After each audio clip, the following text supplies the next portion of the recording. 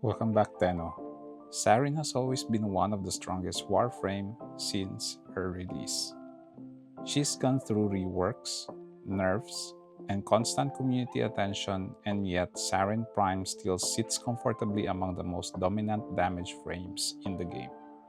That part isn't new, and what changed is how long she can stay alive while doing it. With the old peace update, survivability took a turn that most people didn't fully connect to Saryn at first. Arcane Persistence fundamentally altered how health tanking works by removing shields entirely and replacing them with a hard damage intake rule. As long as the conditions are met, incoming damage are capped per second. There's no shield cycling, no reset loop, no timing windows to manage, and health becomes a continuous resource instead of a liability. On its own, that arcane is restrictive. Most of the warframes don't have the health or armor profile to support it long term. Meanwhile, Saryn does. Most importantly, she doesn't lose anything meaningful by giving up shields. When paired with Arcane Circumvent, the requirement stops being a concern altogether. Armor is no longer something you stack once and hope that it holds up. It updates dynamically based on enemy presence without cast and without interrupts. That interaction is the reason this build exists. It's not about making Saryn hit harder, and it's not about turning her into a traditional tank. It's about letting her kit run continuously without forcing survivability or ability upkeep into the foreground. This build isn't trying to reinvent Saryn.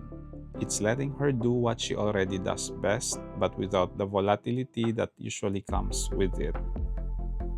This build starts with Saryn's passive because it quietly informs every other decision. The extended status duration isn't just a bonus here, it's a stabilizer. Longer lasting proc means fewer refresh points, less pressure to constantly reapply effects, and more time for damage over time mechanics to do their work without intervention. In this setup, duration isn't about convenience. It's about reducing how often you have to touch the kit to keep it alive. Spores are the backbone, but not in a way most people think about them. This build isn't chasing maximum spread range or raising the meter as fast as possible. What matters is persistence. Spores scale over time, decay when left unmanaged, and snapshot key stats on cast. With high strength and duration, their damage scales higher while decay becomes less aggressive, which means you spend less effort maintaining them and more time letting them exist. The hidden value here is that spores don't need to be constantly recast if the environment supports them, and this build is designed to create that environment. The first enemy you cast spores on becomes a patient zero, meaning it will spread spores on death from any source, including the spore's damage itself. Enemies infected through that spread are merely afflicted and do not respread on death unless their spores are actively popped. That distinction matters for how propagation is maintained without constant input. Molt is the one ability that doesn't fit once you step back and look at how this build functions. Molt is reactive by design. It cleanses, distracts, and creates space after pressure is applied. That runs counter to a setup built around continuous uptime and presence. Replacing it with Gloom changes that entire flow. Gloom doesn't respond to danger, it establishes the term of the fight up front. Slow and lifesteal apply passively as long as it is active, which pairs naturally with the damage smoothing provided by Arcane Persistence and the armor consistency enabled by Arcane Circumvent. Instead of disengaging, you remain in place and let the kit do its work. The most important interaction most people miss is that spores themselves become lifesteal engine once Gloom is active. Gloom doesn't require weapon damage. It requires damage occurring within its radius. Since spores deal continuous damage over time, every spore tick on enemies inside Gloom returns health automatically. As long as the enemies are slowed, nearby, and infected, survivability sustains itself without additional input. That's where Toxic Lash comes in. In this build, Toxic Lash is the switch that turns weapon into extensions of spores rather than separate damage sources. Any weapon hit while Toxic Lash is active will burst spores on contact even without directly hitting the spore itself, which removes accuracy requirements and guarantees propagation. That added toxin hit scales off weapon damage, inherits faction modifiers, and benefits from Saryn's passive extending its proc duration, which is why high hit, on-kill, or chain-reactive weapons spike so hard here. This is why weapons like Kuva Sobek and dual Ichor becomes absurd on Saryn. They don't just deal damage, they actively accelerate spore spread, armor stripping, and system-wide kills. Toxic Lash isn't optional glue. It is the ability that lets Saryn function as one of the highest weapon scaling nukers in the game instead of a pure ability frame. Miasma sits on top of the loop not as a nuke, but a conditional amplifier. Its most important role here is that every enemy hit by Miasma is temporarily treated as patient zero, allowing spores to respread on death even through walls or out of line of sight. That makes Miasma a way to respread the system when enemies die passively to spores rather than direct interaction. Its value here is entirely contextual. Against enemies already affected by spores, Miasma multiplies existing damage and accelerates spread without forcing a reset to the system. It's not something you spam, and it's not the centerpiece of the build. It's there to compress the time when needed and not to define the playstyle. Taken together, the kit stops behaving like a sequence button and starts functioning as a system. Spores persist, Toxic Lash reinforces interaction, Miasma accelerates when needed, and Gloom replaces recovery without control. The passive ties it all together by extending every effect just enough so that you're not fighting decay as much as you're managing timing. That's the real value of this setup. Not any single ability, but how little effort it takes to keep the whole machine running once it's online. Before getting into parts, it's important to understand how this build actually runs moment to moment. This is not a build that asks you to rotate abilities constantly or react to incoming damage. Once it's online, it operates as a continuous engine. Survivability, damage, and resource use are all happening in parallel, not in sequence. You establish the state early, then your decisions are mostly about timing refreshes and positioning, not recovery. Survivability in this build is reinforced by systems rather than moment-to-moment reactions. Incoming damage is smoothed instead of avoided, and healing comes directly from dealing damage through Gloom's lifesteal. That frees attention for maintaining spores and deciding when to accelerate with Miasma. Damage scales because the build gives it time, not because you're focusing bursts. Energy is spent deliberately at the start to establish the build state, not managed through constant recasting. Everything about the rhythm is meant to reduce interruptions. The Arcanes are the foundation of that engine. Arcane Persistence isn't a bonus, it's a rule set change. Removing shields entirely eliminates the entire layer of volatility and replaces it with predictable damage intake model. You stop playing around breaks, recharge delays, and gating windows, and instead, operate on a continuous health pool that behaves the same regardless of enemy density. That alone would be restrictive, which is why Arcane Circumvent is non-negotiable. Circumvent allows you to roll through enemies to directly steal their armors and apply it to yourself, refreshing and maintaining the highest stolen value so the armor requirement for persistence is always met through movement alone. Together, these two arcanes drastically reduces how active attention survivability requires. Persistence defines that condition, and Circumvent reinforces it. Every mod choice supports that idea. The aura slot is growing power, not because the build needs burst strength, but because conditional strength lines up naturally how Saryn's applies status. It rewards normal play without changing behavior. The Exilo slot is prime sure-footed, which isn't about damage or efficiency, It's about preserving flow. Losing actions to knockdowns breaks the entire premise of continuous uptime, so it's removed outright. At the core of the build, primed flow exists to front-load energy so the build starts in its intended state immediately. This isn't a spam build, but it does need a buffer to establish Gloom and Spores without friction. Primed continuity is doing real mechanical work here by reducing Spores decay and establishing Gloom uptime, which directly lowers how often you need to interact with either ability. Blind Rage and Umbral Intensify are paired intentionally. Strength here isn't about chasing peak damage. It's about reinforcing multiple systems at once. It raises Spores' baseline damage and growth magnitude, reduces reset decay, and locks in Gloom's low and lifesteal values at cast. The efficiency loss from Blind Rage is accepted because the build doesn't rely on frequent recast once it's running. Survivability mods are chosen to support the Arcane framework, not replace it. Steel Fiber and Carni's Carapace exist to ensure armor thresholds are always met, while Vitality expands the health pool that Persistence operates on.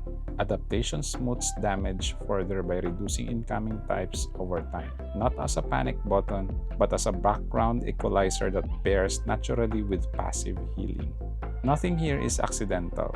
Range is intentionally left uninvested because this build prioritizes Spores uptime and decay control over maximum spread. Efficiency is sacrificed because casting frequency is low. Shield mods are absent because shields no longer exist in this model. The Archon Shards refine the build rather than redefining it. 4 Tau Forge Emerald Archon Shards are used to amplify toxin status damage, reinforcing a damage type that already benefits from Saryn's passive and toxic Lash. This ensures that damage over time remains relevant at all levels without forcing additional actions. The Tau Forge Amber Archon Shard that fills energy on spawn is about pacing. It guarantees the build starts in a complete state every mission without a setup phase or early hesitation. Taken as a whole, this build holds together because every piece is pointing in the same direction. Survivability is automatic, damage is persistent, and resource use is front-loaded rather than reactive.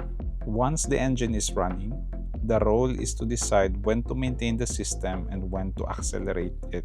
That's what makes the build intuitive once you step into it. This build uses the Kuva Sobek not as a traditional primary, but a propagation engine. Its purpose here is not raw damage output, but reliability. Once Spores, Toxic Lash, and Gloom are active, the Sobek's job is to remove execution friction from Saryn's kit. The Sobek's value comes from hit density, multi-shot and pellet-based firing mean frequent forgiving hits, which makes bursting Spores consistent without precise aiming. While Toxic Lash is active, any weapon hit on an infected enemy will burst Spores regardless of where the Spores is located on the model, so firing into enemies is enough to keep the infection spreading. Enemies killed by the Sobek explode, and those explosions are treated as Sobek damage. Because Toxic Lash adds an extra toxin damage instance to weapon hits, that instance is also applied to the explosion. This allows a single kill to trigger multiple spore bursts and secondary kills without additional shots. Each explosion creates new infected enemies, which sustains Spores' growth and continuously feeds Gloom lifesteal through Spores' damage ticks. Primary Blight reinforces consistency rather than replacing any part of the loop. Toxic Lash guarantees frequent toxin procs from the Sobek, which maintains Blight stacks without additional setup. The resulting multi-shot and critical damage exists to keep kills threshold stable, so Acid Shells continues to trigger as enemies' durability increase. The mod selection supports this behavior directly. Galvanize Hell increases hits density, improving both Spores bursting and Acid Shells trigger frequency. Galvanize Savvy scales direct hit damage based on the layered status environment created by the Spores, Toxic Lash, and Elemental Weighing. Continuous Spread, Toxic Barrage, and Chilling Reload bias the weapon toward reliable toxin, cold, and viral application while keeping the reload time low. Shotgun Elementalist increases status damage, which directly amplifies toxic lash, procs, and the lethality of explosion-driven kills over time. The Sobek Riven adds multi-shot, toxin, and critical damage, all of which reinforces consistency. Vigilante supplies remove ammo pressure so the weapon can be used continuously. The Kuva Sobek is not meant to compete with Saryn's abilities. Its role is to convert kills into propagation, propagation into damage over time, and DOT into survivability through Gloom. The weapon exists to keep the system running and not to replace it. For my melee weapon, I'm using the dual Ichor Incarnon, which fit the build because it naturally aligns with the toxic-based scaling, spore interaction, and status density without requiring precision or setup friction. At a baseline, dual Ichor identity already matches Saryn's kit. Its innate toxin damage feeds directly into spore interactions and benefits from Saryn's passive status duration. When Toxic Lash is active, every strike adds an additional toxin instance, which means melee hits are not just dealing damage. They are actively accelerating spore bursting and spread while contributing layer status effects for downstream scaling. The Incarnon form is what anchors this weapon into the build loop. Kills generate persistent toxic fields that deals damage over time in an area, inherit the weapon's elemental effects, and apply toxin ticks independently. Those fields continue bursting spores, creating new infection, and feeding Gloom's lifesteal without further input. Ronin's Rush stabilizes attack speed to keep combo generation frictionless. Orokin Reach expands coverage so fields and strikes reach more infected enemies. And Absolute Valor raises status chance so toxin application remains reliable as combo ramps. The result is sustained contribution without constant melee input.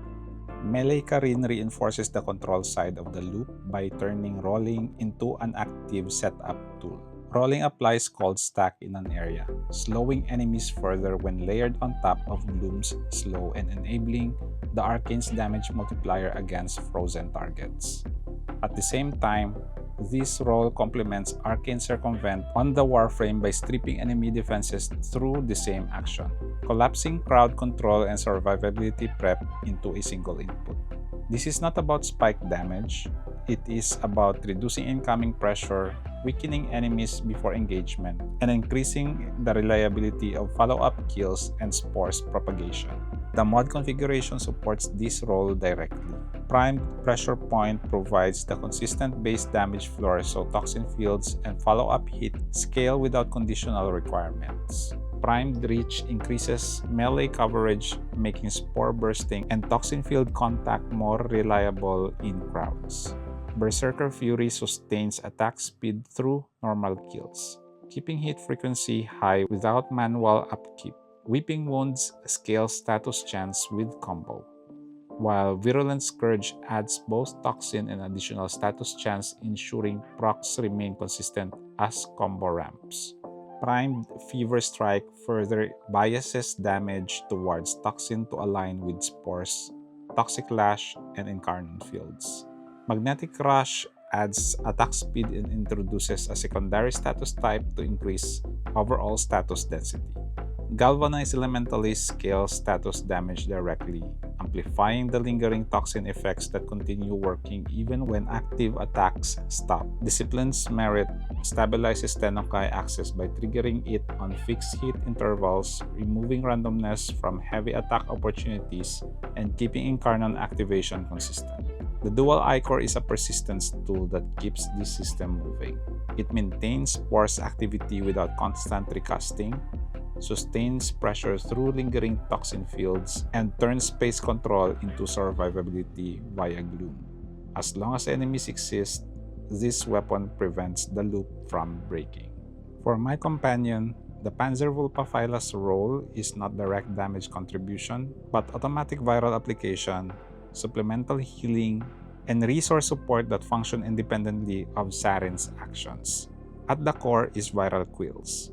The quills apply viral procs and create spores that deal viral damage over time and can be spread by hitting the spores or killing the afflicted enemy. These spores remain active while the Panzer is alive and can also be generated during Panzer devolution, meaning viral application continues even when the companion is in its larva state. Because toxic Lash can burst these spores, they directly interact with Saryn's existing spore propagation instead of acting as a separate system. Contagious bonds spread existing status effect when the Panzer secures a kill, transferring a portion of the target's status stack to a nearby enemy within range. This maintains status coverage in groups without requiring Saryn to reapply effects manually. Sustain is handled through multiple independent sources. Hunter Recovery heals Saryn from a percentage of the damage dealt by the Panzer and its quills. Synth Deconstruct gives enemies damaged by the Panzer a chance to drop health orbs when killed. Enhanced Vitality increases the Panzer's health pool, while Panzer Devolution prevents permanent downtime by returning the companion after a fixed duration. Energy and resource supports come from Duplex Bond and Resourceful Retriever. Spending energy creates temporary Panzer clones that can draw enemy attention and have a chance to drop energy orbs on kill. Resourceful Retriever provides a chance to double resources pickups, including mission-critical resources. Weapon utility is supported by Tenacious Bond, which grants Saryn a final critical damage multiplier when the Panzer critical chance meets the threshold, and Fetch will increase pickup range to reduce manual collection. The Panzer Claws are configured for consistency rather than burst. Bite and Hunter synergy raises critical chance to satisfy Tenacious Bond. Molt and Precision Conditioning increases base damage. Call the Weak adds damage against enemies affected by multiple status effects. Shocking Claws, Magnetic Claws, and Radon Claws adds elemental damage and status types, increasing overall status variety. The companion provides persistent status application, supplemental healing, and resource support that continue operating regardless of Saryn's positioning or current action. At the end of the day, this build isn't about chasing a perfect rotation or playing on edge every second. It's about how it feels once everything is in motion. This isn't a rigid setup or a solved equation. It's a framework. The core ideas here, health-based survivability, passive pressure, and overlapping systems that do work without constant input are what matter. You can adjust weapons, tweak mods, or shift comfort pieces without breaking the identity of the build, as long as you respect that foundation. If you've played Saryn as a fragile nuke or a shield gate glass cannon, this approach asks you to slow down and let the kit breathe. It rewards awareness over panic and consistency over spikes. And that's where the build becomes comfortable instead of stressful. If this helped you see Saryn differently or gave you ideas to refine your own setup, that's a win for me. I appreciate you taking the time to watch and stick through the breakdown. If you found value here, consider liking the video or sharing it with someone who's been struggling to make Saryn feel comfortable to play. If you want to see more builds like this, grounded, practical, and focus on how things actually feel in-game, subscribing helps more than you might think.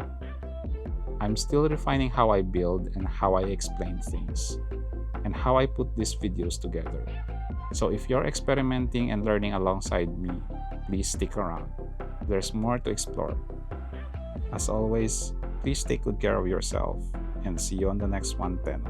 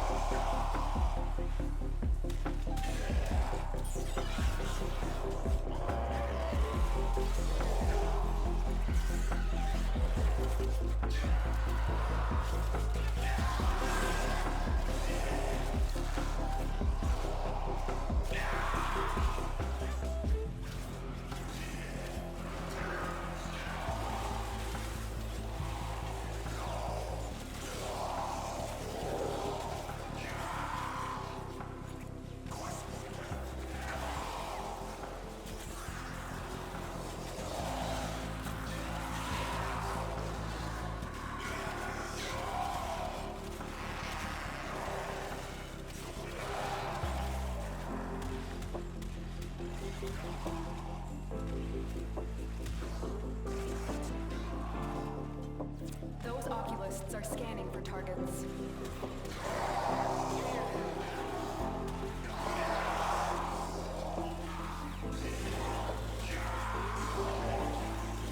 The sentient is onto you. Look out for troopers. The Grenier and Corpus came here in search of treasure, but only found oblivion. They are trespassers here. You are not.